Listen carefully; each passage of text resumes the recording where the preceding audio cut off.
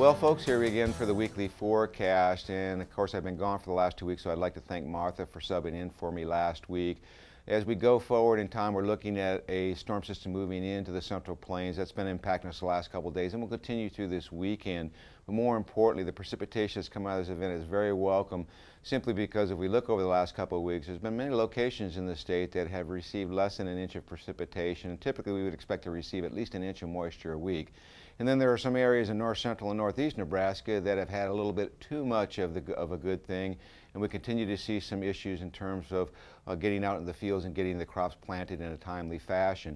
So overall, kind of a mixed message here, but it does look pretty promising for those areas of the state that have not received significant moisture to at least have several more opportunities during this next 7-day period. So let's take a look at the upper air models and see what we have in store. And as we go to the upper air models, we have a very, very weak trough in the western United States that is slowly making its way toward the east. The main jet is well to our north, so not a lot of energy pushing the system out. So we have a surface low just to the southeast of Nebraska. That's pumping up Gulf moisture and a high pressure coming in from the northern plains. And that convergence zone lies right over Nebraska.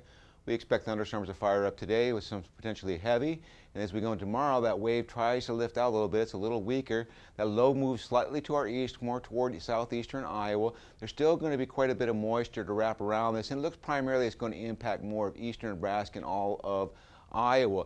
And this probably will occur during the first half of the day. And then that trough starts to lift toward the Great Lakes on Monday.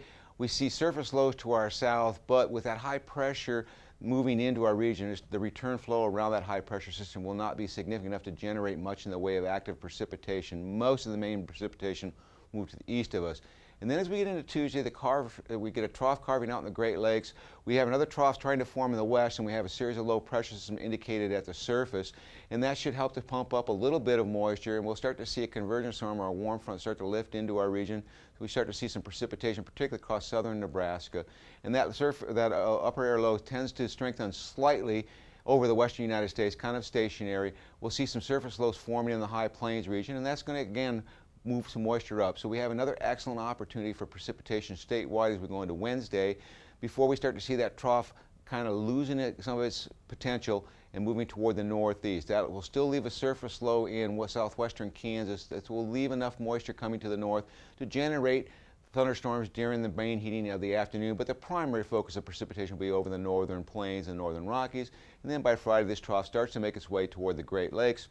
We still show a surface low down to our south. This might be overplayed somewhat, but the moisture feed to the north of us should really enhance the precipitation over the northern plains and maybe some light shower activity over the eastern part of the state. Now, if we take a little farther look, 8 to 14-day forecast, warm conditions across the entire country from next Thursday to the following Tuesday. And in terms of precipitation, we see that precipitation shield switching off to the Great Lakes region with drier conditions indicated for the southern plains.